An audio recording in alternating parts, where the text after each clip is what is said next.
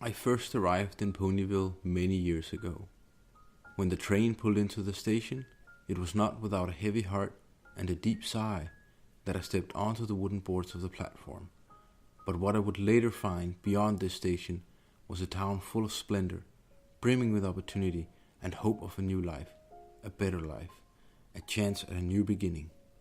On the platform, ponies were waiting for their friends, their loved ones, or something entirely different altogether. One stood out in the crowd, however. She had both a horn and wings. She was an alicorn.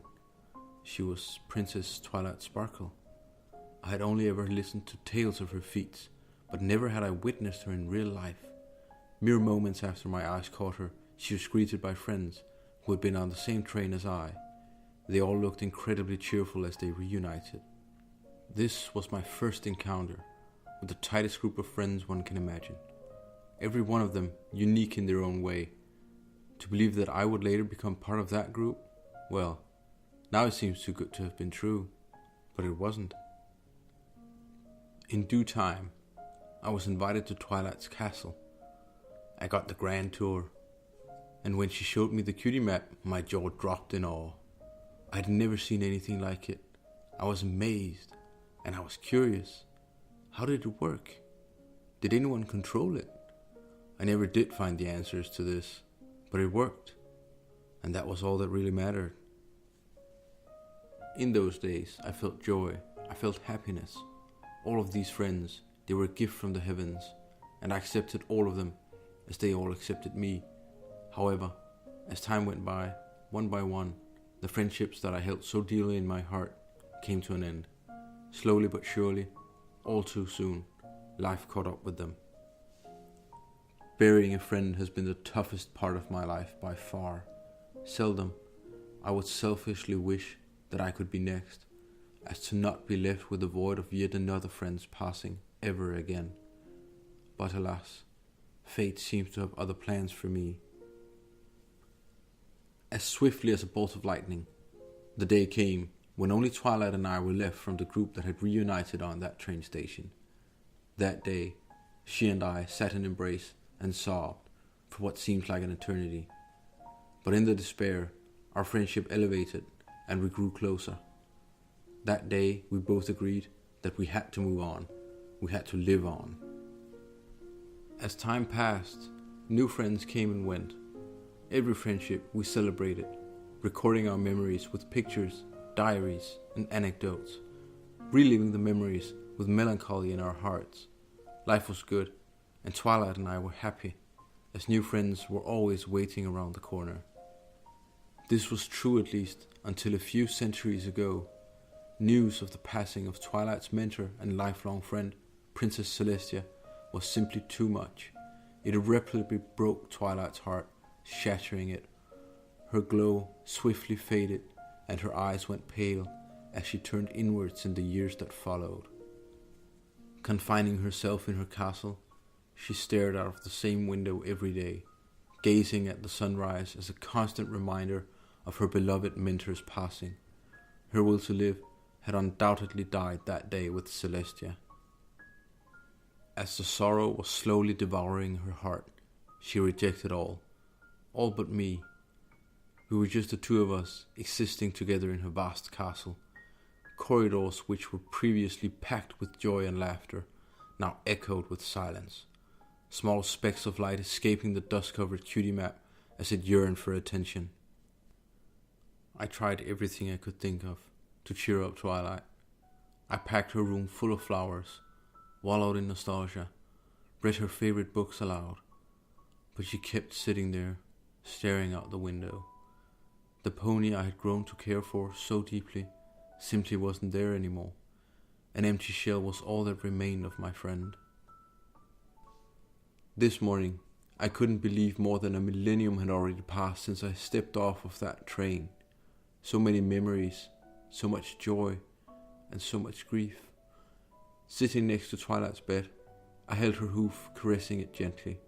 My eyes wept as I gazed at her, lying silently in front of me, devoid of strength, devoid of life.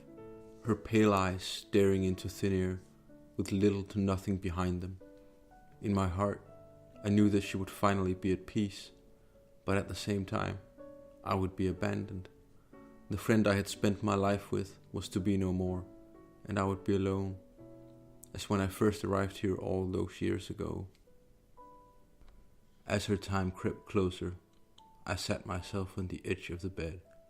While softly caressing her mane, I leaned forward and pressed my lips against her cheek.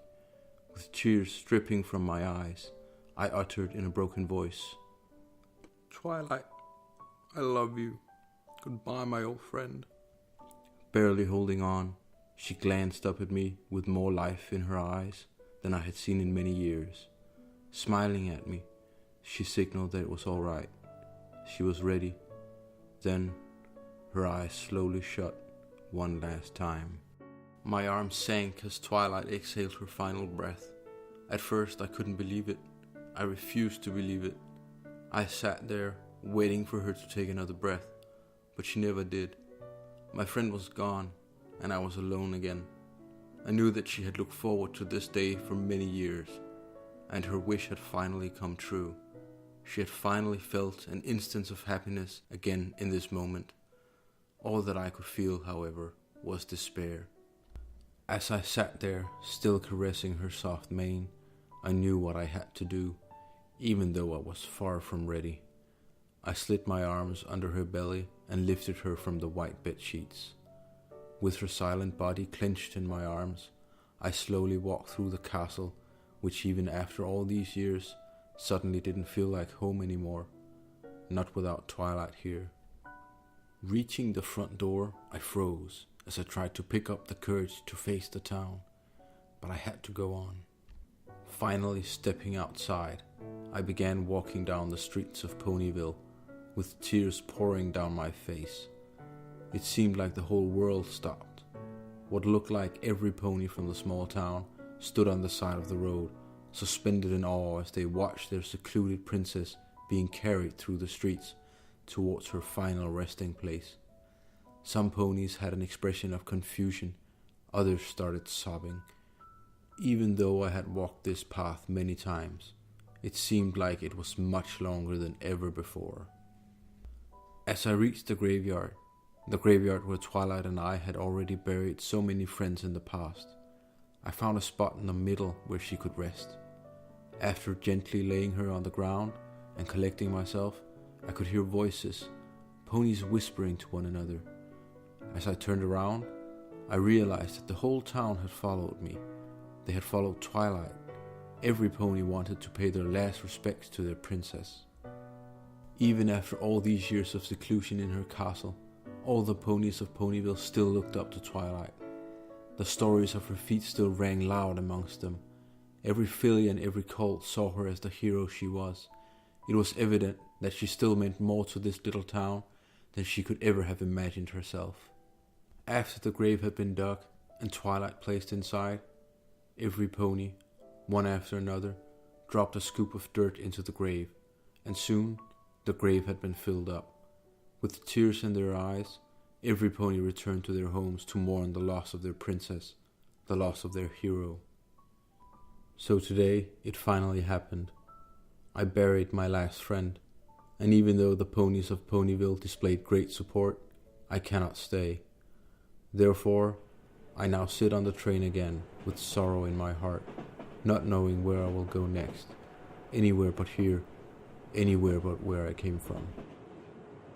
Goodbye, Ponyville. Goodbye, friends. Goodbye, Twilight. I will miss you all.